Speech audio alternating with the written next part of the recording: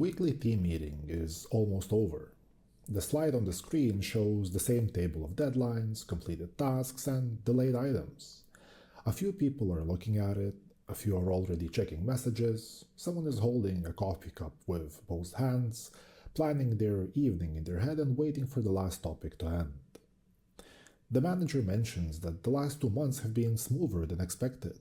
Since the team moved to a partial remote setup, fewer deadlines have slipped, and the handovers have been cleaner. Sounds like a normal update.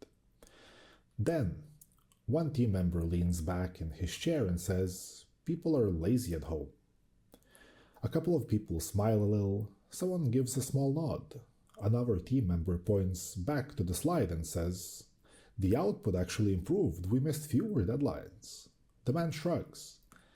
That does not mean people are working better, everyone knows how remote work goes. At first, this still sounds like an ordinary disagreement.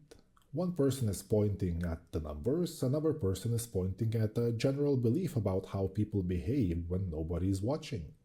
Then someone asks a simple question. What would change your mind? The question stays focused on the belief rather than the person. It asks what conditions would make the belief change. The conversation shifts from the claim itself to the way the claim is held. He pauses for a second and says, "I do not know. It is just obvious. People take advantage when nobody is watching." The sentence still sounds like an explanation. It has the shape of one. It names the kind of person, a kind of situation, and a kind of predictable behavior. Then the next question comes. What evidence would show you that remote work is working well? The man answers, "You cannot really measure that. Metrics do not tell the whole story." And in this situation, the belief no longer has clear revision conditions. The numbers do not count because numbers miss the real thing. Direct examples do not count because examples can be exceptions. The question about what would change his mind does not produce a condition. It produces a way to leave the question unanswered.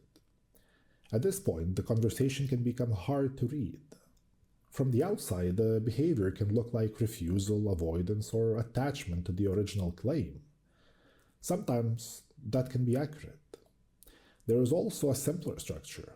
The belief may have no revisable structure underneath it. This gives us two different ways a belief can be held. In one case, the belief is a model.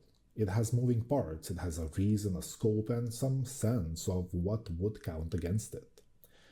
A person who holds such a belief as a model might say, "Remote work can improve focus in the short term, although I worry that newer employees lose informal learning over time.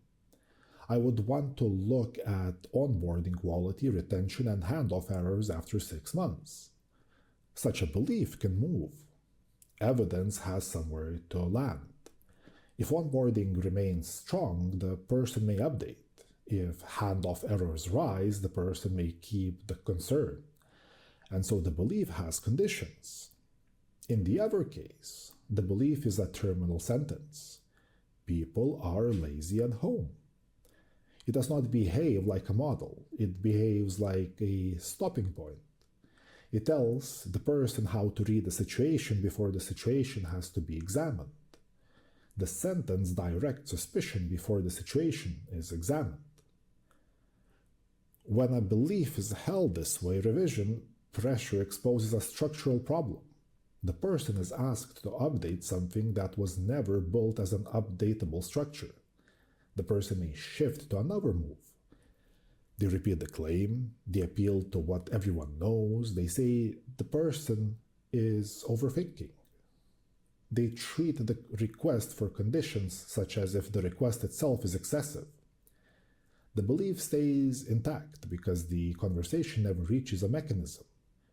It happens far beyond remote work. A person may say, "That is just how relationships are."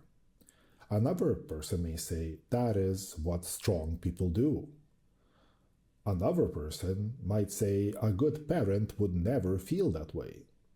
Each sentence sounds like a conclusion. In practice, it may be carrying a whole social script.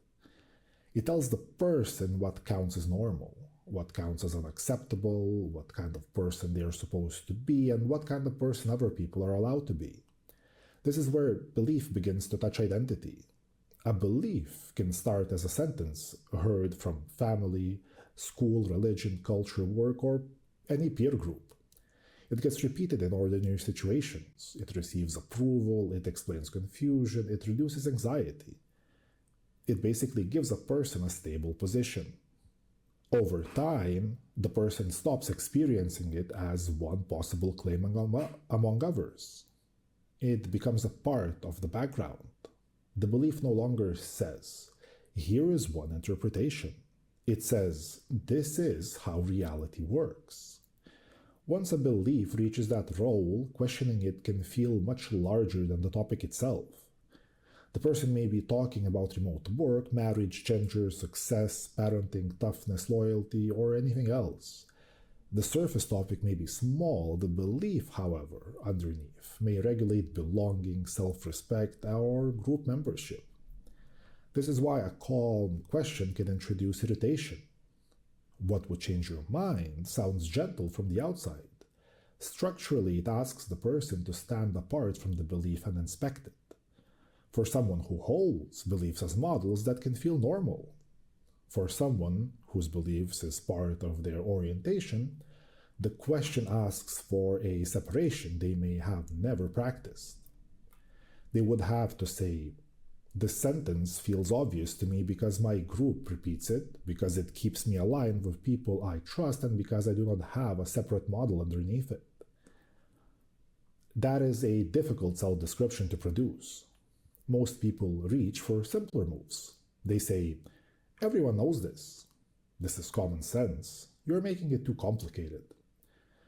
These phrases do more than end the conversation. They help the person regain orientation.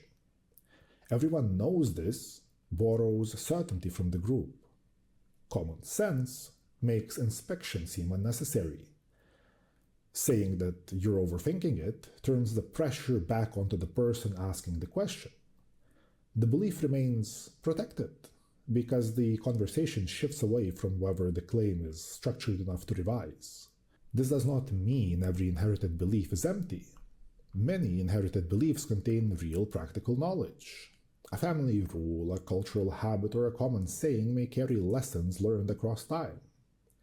People do not need to rebuild every idea from the ground up. The issue appears when a belief asks for authority while refusing conditions. It wants to guide interpretation, yet offers no way to be checked. It wants the status of knowledge while functioning as a social signal. A social signal does a different job from a model. A model helps a person track reality. It can be refined when the world pushes back. A social signal helps the person coordinate with others. It signals loyalty, maturity, normality, toughness, compassion, faith, or belonging.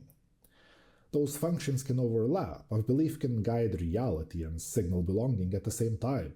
The difficulty begins when belonging becomes the main function while the sentence still is presented as truth. Then the person may feel certain because they are socially aligned, not because the belief has survived examination. The group becomes the evidence.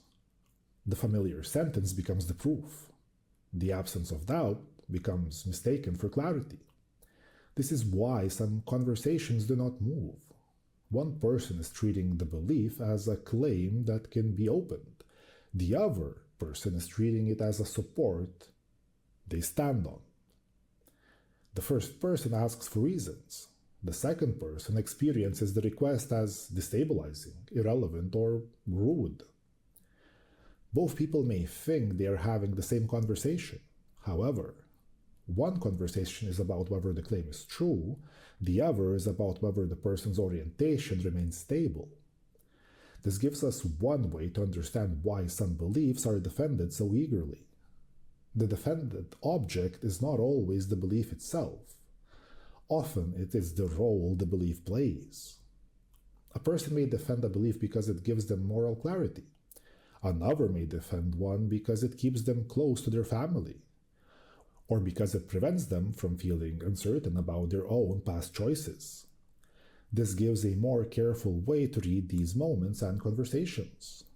When revision pressure is applied gently, and the belief still cannot produce conditions, the useful question is not only why will this person not change their mind, the question starts becoming what kind of belief is this? Is it a model with parts that can move? Is it a signal for group alignment? Perhaps it's an identity support that helps the person remain coherent. The same sentence can play different roles in different people. Saying people are lazy at home might be a testable management concern for one person. For another, it may carry a whole view of discipline, adulthood, authority, and human nature. The words are the same, the function differs.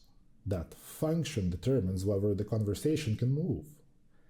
If the belief is a model, evidence matters. If the belief is a signal, group alignment matters. If the belief is identity support, the person may need another source of orientation before revision is possible. This leaves a practical distinction. Some beliefs can be changed by better information. Some beliefs can only be changed when the person develops another way to stay oriented. Until then, pressure does not revise the belief. It only reveals what the belief was holding together. So when someone defends a belief with repetition, obviousness, or group agreement, the open question is this: are they protecting an idea, or are they protecting the structure that helps their identity remain stable?